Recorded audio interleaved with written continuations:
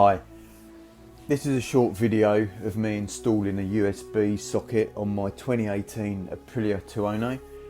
So I bought this little USB gadget off of Amazon for about £12, and it came with like the wiring harness.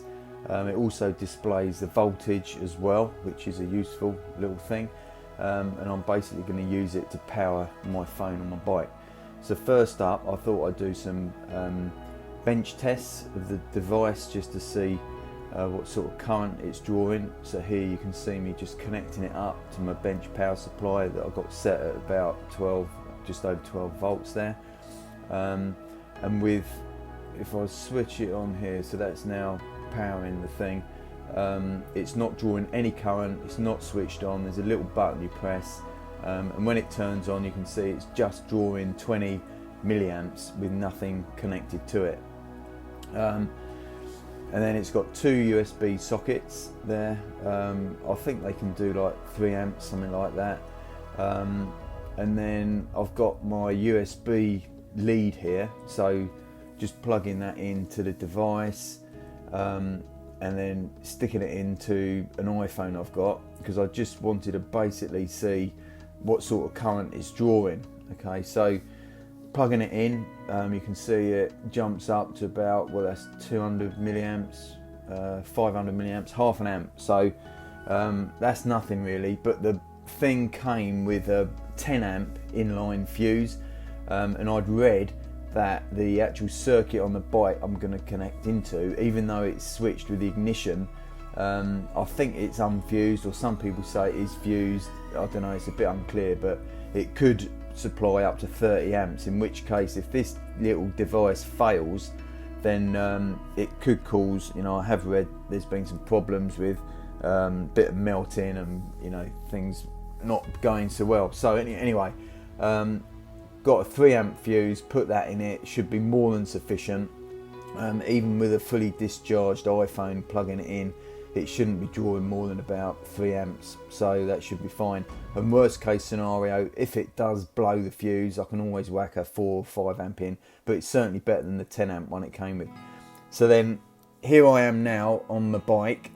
What you need to do is turn the handlebars to the left hand side, take off those 2 screws so you can get a bit more access onto the actual cover that's going to hold the USB socket. There's 3 screws there you need to take out as well. Just taking my time to be a bit careful. As you can see, that the take those 3 out, that just pulls out, and there's the ignition switched cabling. So that's a little socket that is there on the Tuono. I think it's there on the RSV4s as well. Just pull out that end plug, that's just sort of protecting it when it's not used, and that's what I'm going to plug into. Now on the actual fascia plate, I'm going to mount this USB socket, and you can see that there is a cutout there behind it, so I'm going to have to be pretty accurate with the cutting to get that lined up. It's a reasonably big hole, but then on the back of the actual plate, on that dash sort of fascia, you'll see that there's a marked area where you can fit the official Aprilia thing. So it's marked there, but what I wanted to try and do is align that, because it's a circular cutout, align it centrally. So I spent a bit of time just trying to sort of align it up, and sent a spot in where I'm going to drill, and then my plan was to use a hole cutter to go through and cut it just the right size.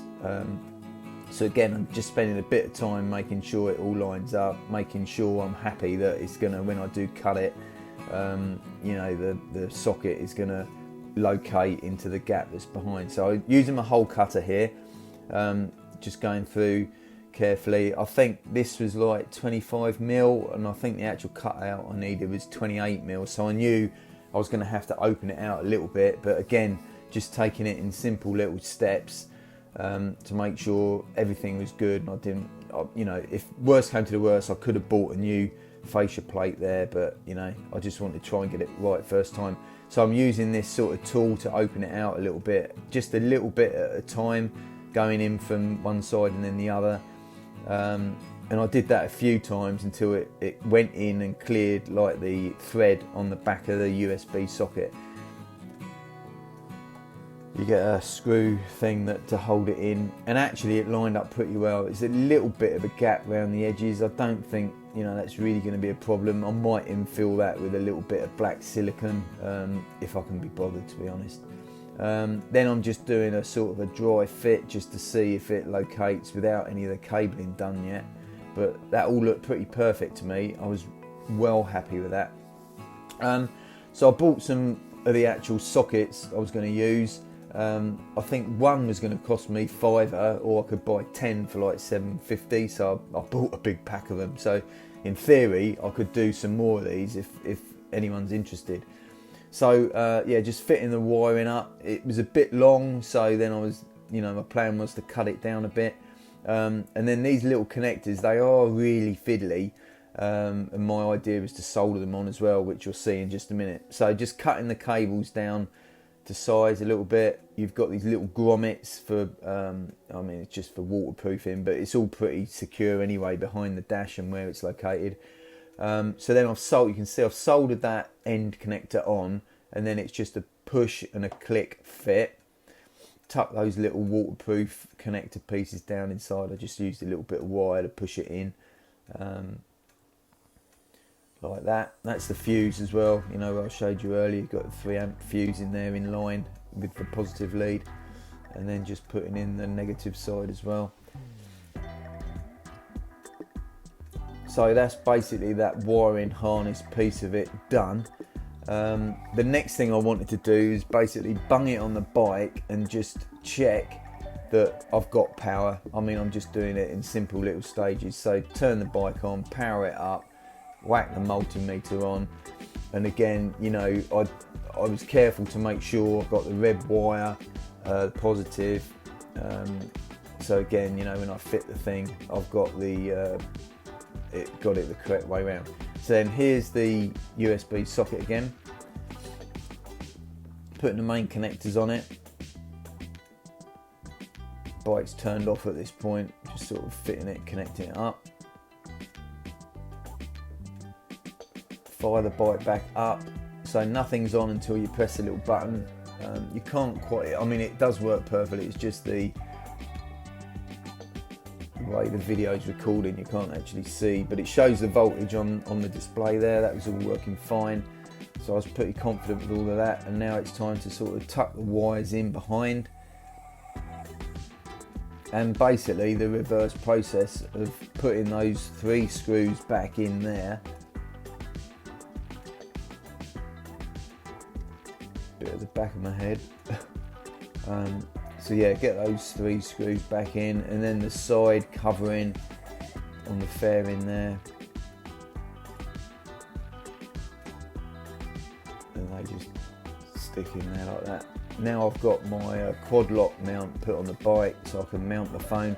Normally I'd put the phone sort of landscape mode on the bike, and I'd use Waze or, you know, other stuff for navigation. USB socket.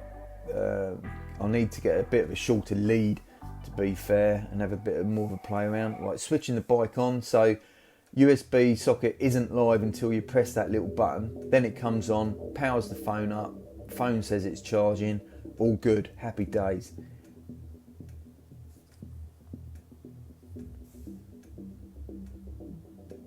So yeah, you can see iPhone's charging, a little symbol there with the power going to it. USB socket all good, showing the voltage of the bike as well. So yeah, pretty pleased with that. Nice neat install, nothing fouls on it when you turn the handlebars lock to lock. Sort of checked all of that as well. Yeah, I think it's a good option instead of the you know, the actual one you can buy from Aprilia, which is like, you have to get it from the States. I think it was like 40-50 quid, and this one was like 10 or 12 quid off Amazon. Few connectors, you know, £5 as I say, so 15 quid or so, you're all done.